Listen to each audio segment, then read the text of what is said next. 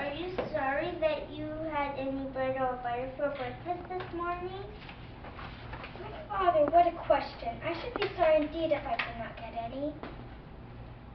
Are you sorry, my daughter, when you see the flowers and trees growing in the garden? Sorry, no indeed. Just now I wished very much to go out and see them. They look so pretty. Well, are you sorry when you see the horses, cows, or sheep drinking at the brook to quench their thirst? But father, you must think I'm a cruel girl to wish that the poor horses that work so hard, and the beautiful cows that give us so much nice milk, and the pretty lambs should always be thirsty. Do you not think they would die if they had no water to drink? Yes, sir, I'm sure they would. How shocking to think of such a thing.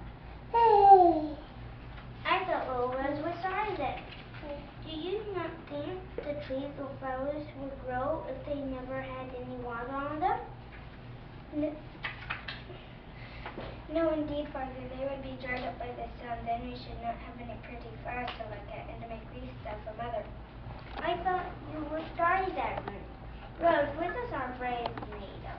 It's made of flour, and the flour is made from wheat, which is ground in the mill. Yes, Rose, and it was rain that helped to make the wheat grow, and it was water that turned the mill to grind the wheat. I thought little Rose was sorry then. I did not think of all these things, father. I'm truly very glad to see them